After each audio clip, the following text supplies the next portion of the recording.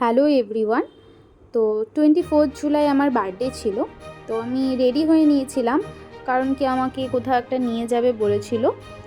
তো আমি রেডি হয়ে বেরিয়ে গেছিলাম। কোথায় যাচ্ছি আমি জানতাম না। তো দেন দেখলাম যে বারবিকিউ নেশন আমরা পৌঁছে গেছি। তো সেখান থেকে আমরা সেকেন্ড ফ্লোরে, বারবিকিউ নেশন সেকেন্ড ফ্লোরে ছিল। আর এটা ছিল আসামের গুয়াহাটিতে, কারণ কি আমরা সেদিন ওখানেই ছিলাম। তো এখানে যারা গেছো জানবে, যারা যাওনি তাদের জন্য বলছি যে এখানে একটা 899 একটা প্যাকেজ থাকে পার হেড। তো সেটার মধ্যে তোমরা আনলিমিটেড খাওয়া দাওয়া করতে পারবে সেখানে যা যা ছিল। তো মোটামুটি পার হেড হিসেবে আমি বলবো লস না, মোটামুটি ঠিকঠাক। তোমার যত খুশি তুমি যা চাও খেতে পারবে, ঠিক আছে। তো আমার খুব ভালো লেগেছিল, বা অ্যাম্বিয়েন্সটাও খুবই সুন্দর ছিল। সেখানে আমার বার্থডে সেলিব্রেশন হয়। এটা যদিও আমি আগে থেকে জানতামই না যে এরকম কিছু একটা সারপ্রাইজ আমার জন্য রয়েছে।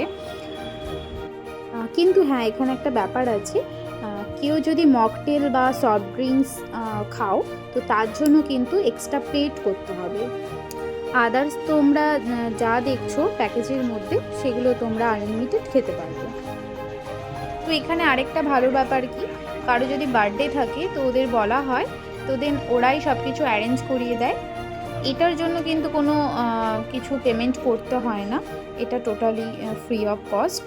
মানে ওদের তরফ থেকে এটা একটা সেলিব্রেশন। তো এখানে বারবিকিউ হচ্ছে, তো এটা অলমোস্ট 90% রেডি করাই থাকে জাস্ট ফর শো।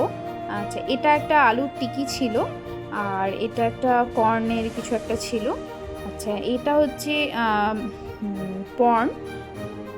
তো আমি সব কিছু একদম অল্প অল্প করে টেস্ট করছিলাম কেমন কি আছে। এটা চিকেন। তো মোটামুটি প্রত্যেকটা আইটেমই বেশ ভালো লাগছিল। এখানে একটু আমরা মিওনিজও নিয়ে নিয়েছি। তো এখানে ভেজেরও কিছু আইটেম ছিল, যেমন একটা সয়াবিনের কিছু একটা ছিল, আরও কিছু ছিল, ব্রোকলি ছিল, ওগুলো আমরা স্কিপ করে গেছিলাম। দেন আরও কিছু চিকেনের কিছু দিয়েছিল, আর সসেস দিয়েছিল।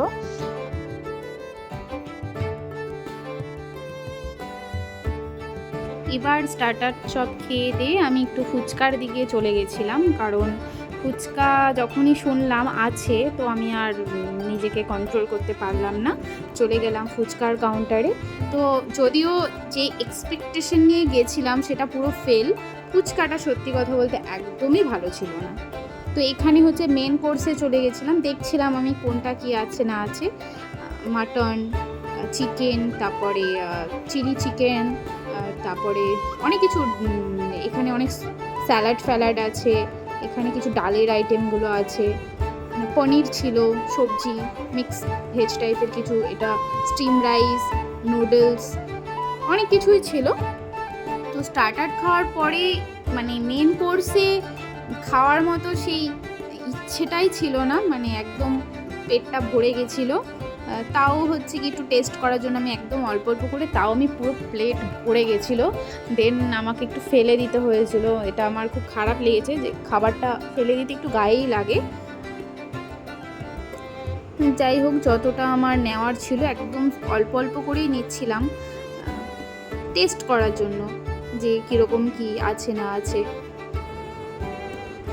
তো আমি বলবো স্টার্টার আইটেমটা বেশি টেস্টফুল ছিল, হয়তো বা পেট ভরে গেছে বলে মেন কোর্সটা অতটা টেস্টি লাগেনি, মানে সেই খিদেটা ছিল না বলে হয়তো হতে পারে, আমি জানি না। কিন্তু আমার মেন আইটেমের থেকে স্টার্টার আইটেম বেশি ভালো লেগেছিলো। এই যে আমি একটা মানে পনির নিয়ে নিয়েছিলাম টেস্ট করার জন্য যে কীরকম কী বানিয়েছে। তো আমি নুডলস ফুডলস এগুলো স্কিপ করে দিয়েছিলাম, শুধু রাইসের দিকে গেছিলাম। বিরিয়ানিও ছিল, তো আমি পুরোটা খেতে তো পারিনি।